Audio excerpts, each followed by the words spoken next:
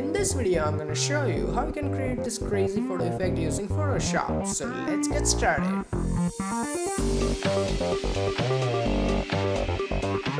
Hey, what's up guys, Dhruval here back with another video, and as you can see, this is the final output and this is the image that we are going to use. Now this image is from devantart.com, so if you want to use the same image, the download link is in video description, so feel free to use it. Now first of all, to create this effect, we will need to create a custom brush.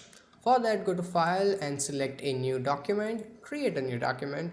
And for this document, you have to make sure that it is a square. So I'm gonna go with 1200, and also in my height, I will go with 1200. Resolution, I think 150 should be fine, and the higher the numbers, the better quality brush you will have. So hit OK. So as you can see, the square document is here. Now I'm gonna select my brush from here. And then here in the brush you have this really cool brushes. You can see this row from this 32 to 90. You can use any of them and it will work really nice. Not the 90 though, I think. So I will go with the 32 number and let's go here. Now if I draw a line, it looks something like this, which is not very interesting, but we can make it interesting. And to do that, as you can see this little box here, click on that. And in that box, you have to go to brush tip shape and increase the spacing a little bit, not too much and not too low, just a little bit, as you can see here in the example. Now after that, you have to go to shape dynamics, and in there angle jitter should be 100%, and then you can increase your size jitter, that also by 100%, and that's about it. Now if I go in and if I draw, as you can see, it looks really like interesting and something that we can create an effect out of. So I'm gonna press Ctrl Z and again, so we have a really clean slate. Now I'm gonna make my brush bigger. You can use your bracket keys, this big bracket keys, to make the brush bigger and smaller.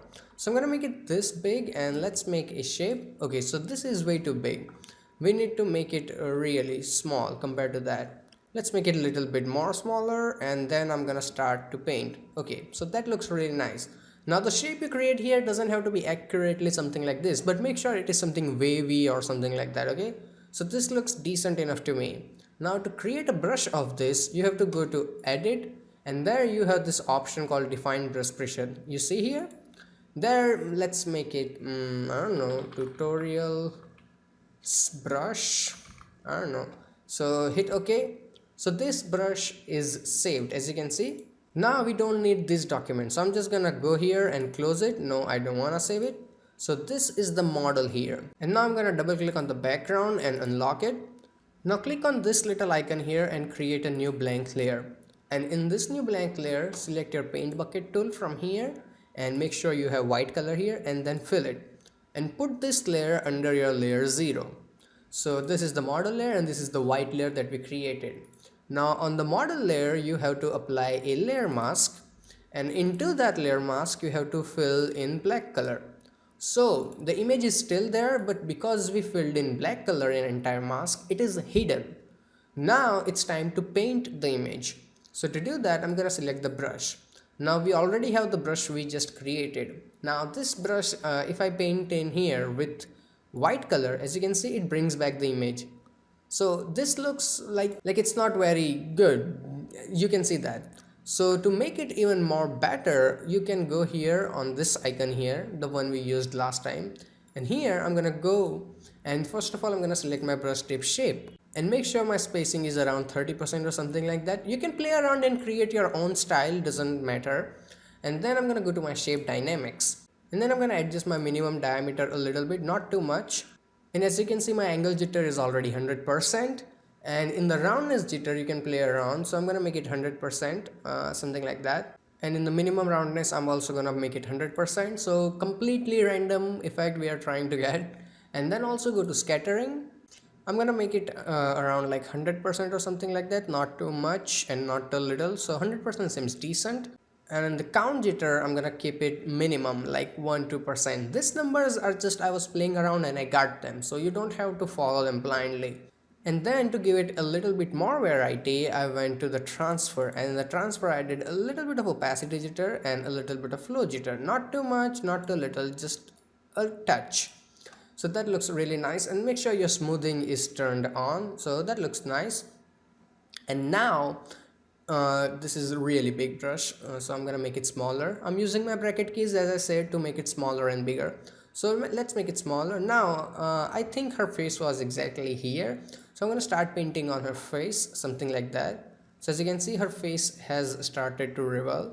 Now whenever you are near to face, I will recommend you paint with a relatively smaller brush, and when the face is almost visible, you turn your size really big like the brush, as you can see, and then you again, okay, that's way too big. Okay, this seems fine. Okay, we can make it even a bit more smaller, and let's paint. Okay, that's a really nice balance right there. And then I'm gonna paint here. So these are the really bigger strokes. Then I'm gonna make it again slightly smaller, and then start painting in here a little bit, not too much. And let's make it even a bit more smaller for this details here in the background. So let's make it here a little bit, and then I'm gonna make it bigger and then paint again. So what you have to make sure that the face is completely visible, because that's the point. Otherwise, like, if you can't see the person, what's the point of making the effect? Let's close it here. So I'm gonna paint here, and then I'm gonna make it again slightly bigger for this here. And let's say you think that, okay, I don't want this much effect here, so all you have to do is just start painting with black color in your layer mask, and you will start erasing that part. And you think, okay, that's way too much and I wanna bring it back. All you have to do is just paint with white color, and I'm using my X key to flip between colors. So let's paint it back here, and the face is back. So the beauty of this effect is that every time you create this effect, it will be different than the last time, and that's also the minus point, because you cannot create the same effect twice even if you want to. So now let's try with some, color correction. So I'm gonna go and create a new solid color. In the solid, let's go and select a bluish color, something darker than that. Yeah, this seems nice to me, and let's make it even more bluish and hit OK. Now change this blending mode to exclusion. So at first it might be slightly stronger for your taste, so you can decrease the opacity. 57% seems nicer. And then I'm going to create a lighting effect. So to create that, I'm going to create a new blank layer, and instead of this really crazy brush we created, I'm going to select this regular round brush, and then I'm going to make this brush bigger, something like this. Select an orange stone, and the reason I chose the orange stone is because there is a lot of orange going on already. Her hair, her skin. If someone is wearing, let's say, blue dress, you can try a blue color too, so it will work nice. You get the idea. And then I'm gonna make it screen, and then let's put it over here, and I'm gonna make it bigger. I'm gonna press Ctrl D, hold my shift key, and make this light bigger like that, and then confirm it. Now I'm gonna drag this thing over here so that the slight amount of part is on her hair and on her face, and it doesn't overkill it. Okay, we also want to see the model, so that's looking actually pretty good. I'm happy with it. Now here is one really important tip. Let's say you go in there and you select your brush. See, this is the brush, and in the brush you go to setting, you do all these crazy things that you want to do, and you create a really beautiful preset. Now here's the problem. If I do this, I go back, and if I select some other brush, this all things will go away, and also when you restart the Photoshop, it will be all gone. So to make sure you have this ready-made every time you use your brush, once, let's say, I also had dual brush and whatnot, you have created this really nice preset, then all you have to do is just go in here, and you have this little icon here, this little icon. Click on that, and let's name it, okay, my special brush preset. See, and then all you have to do is just hit OK, and this is, as you can see, is already saved in here. Now let's experiment it. So let's go, and I selected this some brush, and the settings are already gone. So let's go and select this brush again, and now see, there's nothing here. But all you have to do is just go back here and select my special brush preset, and boom, there it is.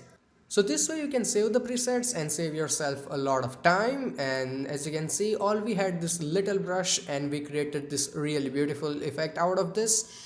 So that's it for this video, and I really hope that you learned something, and if you did, hit that like button, and if you have any kind of questions or suggestions, feel free to ask them in the comment section below. And if you want to check out more crazy effects like this, you can click on any of these boxes, and you can also subscribe to my channel. So every time I upload a new video, you will get the update. Plus it will take you to my channel where I have more than 75 free Photoshop tutorials just waiting for you. So till then, goodbye, take care, and have some fun with Photoshop.